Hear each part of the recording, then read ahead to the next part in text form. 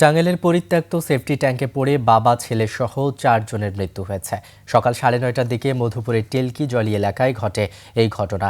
স্থানীয়রা জানায় পরিত্যক্ত সেফটি ট্যাঙ্কে পড়ে যাওয়া ছাগল উদ্ধার করতে গিয়ে ট্যাঙ্কের ভেতরে প্রবেশ করে 4 জন সেখানে মারা যান। টাঙ্গাইল প্রতিনিধি কাজী রিপনের তথ্য, ছবিতে ডেস্ক রিপোর্ট। এই কূপের ভেতরে পড়েই 4 জনের জীবন প্রদীপ নিভে গেল। এ মর্মান্তিক ঘটনায় পুরো এলাকায় শোকের ছায়া। স্থানীয়রা জানান সকালে একটি ছাগল পরিত্যক্ত সেফটিক ট্যাঙ্কের ভেতরে পড়ে যায়। ছাগলটিকে উদ্ধার করার জন্য প্রথমে নেইমার ম্র ট্যাঙ্কের ভেতরে নামেন। কিছুক্ষণ পরও তিনি কোনো সাড়া না দিলে তাকে উদ্ধারে একে একে বাবুল হাদিমা, রতন নকরেক, গ্যাব্রিয়েল নকরেক সেফটিক ট্যাঙ্কে নামেন।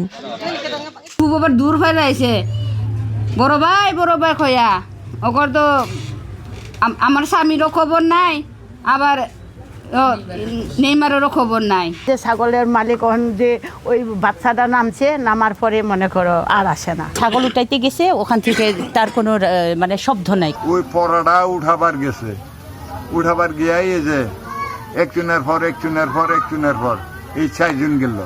বিষয়টি স্থানীয়দের মধ্যে আতঙ্ক সৃষ্টি করলে তারা মধুপুর ফায়ার সার্ভিসকে খবর দেন। ফায়ার সার্ভিস এসে উদ্ধার কাজ শুরু করে।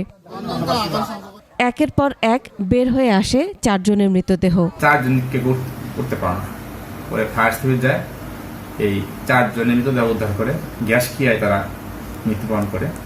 ওরা আমরা লাশের সুরতার প্রতি প্রস্তুত করে আমাদের লাশের বিষয়ে আমরা আইনগত ব্যবস্থা পৌঁছে দিই। পরিত্যক্ত সেফটিক ট্যাঙ্কের ভেতরে বিষাক্ত গ্যাসে তাদের মৃত্যু হয়েছে বলে ধারণা করা হচ্ছে। স্থানীয় জনপ্রতিনিধি ও প্রশাসনের কর্মকর্তারা ঘটনাস্থল পরিদর্শন করেছেন এবং নিহতদের পরিবারের প্রতি গভীর সমবেদনা জানিয়েছেন। Masum আলিসা, desk report, 21 television.